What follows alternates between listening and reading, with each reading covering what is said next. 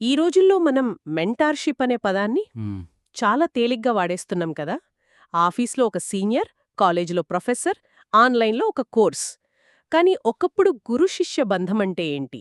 అది కేవలం కొన్ని స్కిల్స్ నేర్పడమేనా?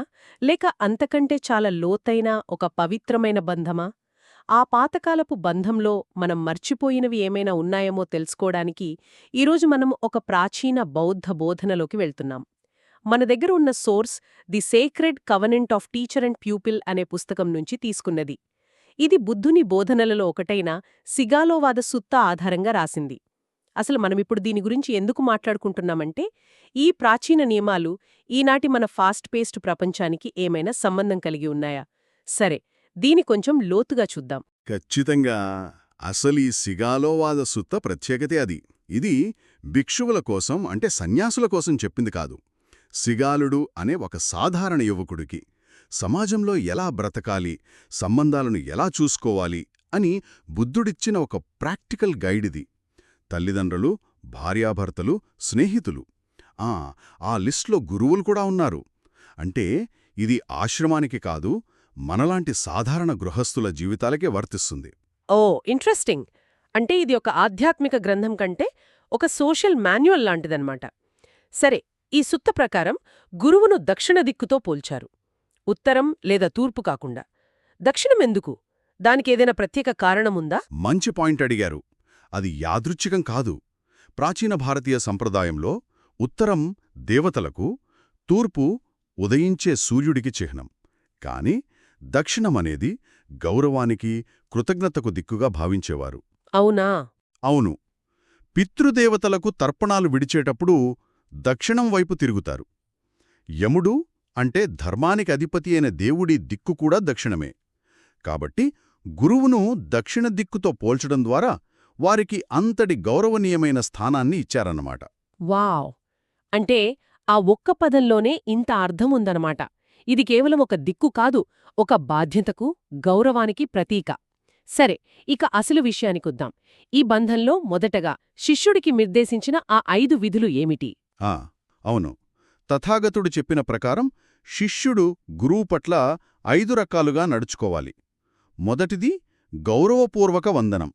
అంటే గురువును చూడగానే ఆసనం నుండి లేచి నిలబడటం. రెండవది సేవ చేయటం. వారి అవసరాలను గమనించి సహాయపడటం. ఒక్క నిమిషం. ఈ 2 కలిపి చూస్తే, అంటే లేచి నిలబడటం, సేవ చేయడం, ఇవి ఈ రోజుల్లో కొంచెం బానిసత్వంలా, అతివిధేయతలా అనిపించే ప్రమాదముంది కదా. దీని వెనుకున్న అసలు ఉద్దేశమేంటి? చాలా మంచి ప్రశ్న. పైకి చూస్తే అలాగే అనిపించవచ్చు, నిజమే. కానీ దీని వెనక ఉన్న తత్వం అది కాదు. ఇది గురువును సంతోషపెట్టడం గురించి కాదు, నేర్చుకోవడానికి సరైన మానసిక స్థితిని, వాతావరణాన్ని సృష్టించడం గురించి. ఓ, మీరు ఒకరి జ్ఞానాన్ని స్వీకరించాలనుకున్నప్పుడు ముందు మీ అహం అడ్డు రాకూడదు.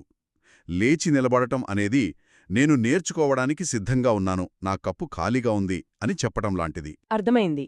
ఇక సేవ చేయడం అంటే గురువు సమయాన్ని, శక్తిని పూర్తిగా బోధనకే కేటాయించేలా చూడటం. ఇది భాగస్వామ్యం, బానిసత్వం కాదు. రైట్. అంటే నేర్చుకునే ప్రక్రియకు విద్యార్థి కూడా బాధ్యత వహించాలి. కేవలం క్లాస్లో కూర్చోవడం మాత్రమే కాదు, ఇది ఒక రకమైన ఎన్వైర్న్మెంట్ సెట్టింగ్ అన్నమాట. సరే, ఇక మిగిలిన 3 విధులేమిటి? మూడవది అత్యంత కీలకమైనది, శ్రద్ధగా వినడం. గురువు చెప్పే ప్రతి విషయాన్ని ఏకాగ్రతతో పూర్తిగా గ్రహించే ప్రయత్నం చేయడం. నాలుగవది వ్యక్తిగత సేవ. వ్యక్తిగత సేవ. అంటే గురువు కూర్చోడానికి ఆసనం సిద్ధం చేయడం లాంటి పనులు, వారి సౌకర్యం పట్ల శ్రద్ధ చూపడం అన్నమాట. సరే, శ్రద్ధగా వినడం అనేది అర్థం చేసుకోగలం. కానీ మళ్ళీ ఈ వ్యక్తిగత సేవ, ఉదాహరణకు ఈ రోజులో ఒక యూనివర్సిటీ ప్రొఫెసర్కు ఒక స్టూడెంట్ ఇలా చేస్తే ఎలా ఉంటుంది? కొంచెం వింతగా చూడ్రా. ఖచ్చితంగా చూస్తారు.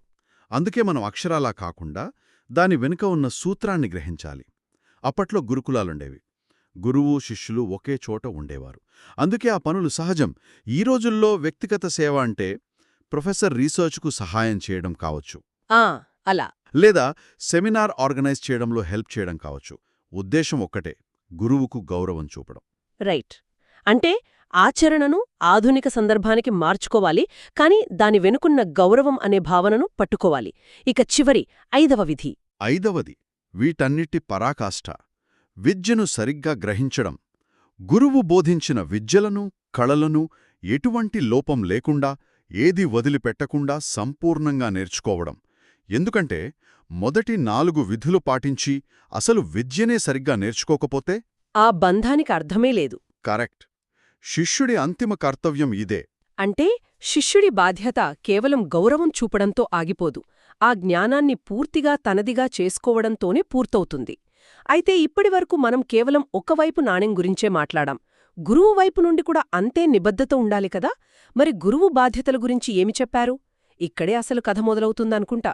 అవును, ఇది చాలా ముఖ్యం. ఇది ఏకపక్ష సంబంధం కాదు.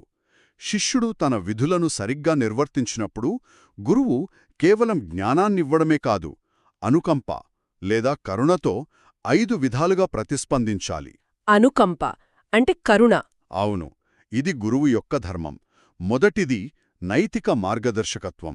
ఏది మంచి, ఏది చెడు అని వివరిస్తూ శిష్యుణ్ణి చక్కగా క్రమశిక్షణలో పెట్టడం. అంటే కేవలం సబ్జెక్టు నేర్పడమే కాదు, ఒక మంచి మనిషిగా తీర్చిదిద్దే బాధ్యత కూడా గురువుదే అన్నమాట. ఇది ఈ రోజుల్లోనే వాల్యూ ఎడ్యుకేషన్ లాంటిదే. ఇక రెండవ బాధ్యత. రెండవది స్పష్టమైన బోధన. బోధించే విషయాన్ని శిష్యుడికి బాగా అర్థమయ్యేలా, ఎటువంటి తప్పులు లేకుండా నేర్పించడం. విద్యార్థి గ్రహణ శక్తిని బట్టి టీచింగ్ మెథడ్ మార్చుకోవడం కూడా ఇందులో భాగమే. ఇది చాలా నిజం. ఇక మూడవది, ఇది నాకు చాలా ఆసక్తిగా అనిపించింది. సంపూర్ణ జ్ఞానాన్ని అందించడం. అంటే తన దగ్గరున్న జ్ఞానమంతా ఇచ్చెయ్యాలా? కొంతమంది గురువులు తమ సీక్రెట్ను తమ దగ్గరే ఉంచుకోవాలనుకుంటారు కదా.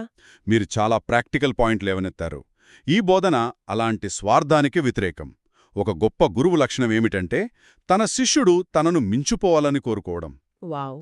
తన దగ్గరున్న విద్యలో ఎటువంటి రహస్యాలు దాచుకోకుండా సంపూర్ణంగా అన్నీ నేర్పించడం. బుద్ధుని మార్గంలో జ్ఞానాన్ని దాచుకోవడం అనేది ఒక లోపంగా పరిగణించబడుతుంది. అద్భుతం! ఇది చాలా ఉన్నతమైన ఆశయం. సరే, ఇక 4వ అంశం. ఇది విన్నప్పుడు నేను నిజంగా ఆశ్చర్యపోయాను. అదే వృత్తిపరమైన ప్రోత్సాహం. 2000 సంవత్సరాల క్రితం ఇలాంటి కాన్సెప్ట్ ఉందా? దీని గురించి కొంచెం వివరిస్తారా? తప్పకుండా. 4వ బాధ్యత శిష్యుడి నైపుణ్యాన్ని, జ్ఞానాన్ని తన స్నేహితులకు, ఇతరులకు తెలియజేయడం. వారి ముందు శిష్యుడి సామర్థ్యాన్ని ప్రశంసించి వారికి ప్రపంచంలో ఒక స్థానం కల్పించడంలో సహాయపడటం. అంటే ఒక రకంగా రికమెండ్ చేయడం లాంటిదా? ఖచ్చితంగా. విద్యార్థికి ఉద్యోగం లేదా ఉపాధి అవకాశాలు కల్పించడం. గురువు తన నెట్వర్క్ను శిష్యుడి ఎదుగుదలకు ఉపయోగించాలి. ఇది శిష్యుడిని కేవలం జ్ఞానంతో వదిలివేయడం కాదు, ఆ జ్ఞానాన్ని ఉపయోగించి జీవించడానికి ఒక మార్గాన్ని కూడా చూపించడం. ఇది నమ్మశక్యంగా లేదు. అంటే గురువు ఒక కెరియర్ కౌన్సిలర్, ఒక నెట్వర్కింగ్ ఏజెంట్ పాత్రను కూడా పోషించాలన్నమాట. ఇది ఈనాటి యూనివర్సిటీలలోని కెరియర్ సర్వీసెస్ డిపార్ట్మెంట్ చేసే పని. కాని ఇక్కడ అది గురువు యొక్క వ్యక్తిగత బాధ్యత. ఇక చివరి బాధ్యత ఏమిటి? 5వది రక్షణ కల్పించడం. శిష్యుడి శ్రేయస్సును కాంక్షిస్తూ అన్ని దిశల నుండి వారికి రక్షణగా నిలవడం. ఇది కేవలం భౌతిక రక్షణే కాదు, మానసికంగా కూడానా? అవును, మానసికంగా, వృత్తిపరంగా ఎదురయ్యే సవాళ్ల నుండి కూడా కాపాడటం. ఉదాహరణకు, ఒక పీహెచ్డీ గైడ్ తన స్టూడెంట్ పేపర్ని ఒక కాన్ఫరెన్స్లో విమర్శల నుండి కాపాడటం లాంటిది. ఓ, అలాగా? ఒక సంరక్షకుడి పాత్ర పోషించడం. అయితే వీటన్నిటి అర్థమేమిటి? మన సోర్స్లోనే ప్రపంచం మారిపోయిందని ఉంది. మరి ఈ నియమాలను మనం ఈనాటి కార్పొరేట్ మెంటర్షిప్కు, యూనివర్సిటీ ఎడ్యుకేషన్కు ఎలా అన్వయించుకోవాలి? ఖచ్చితంగా. దీని సారాంశాన్ని మనం 3 ముఖ్యమైన అంశాలుగా చూడవచ్చు. మొదటిది, అధికారం నుండి భాగస్వామ్యానికి మారడం. ఇది ఒకప్పుడున్న కఠినమైన గురుశిష్య అధికారక్రమం కాదు.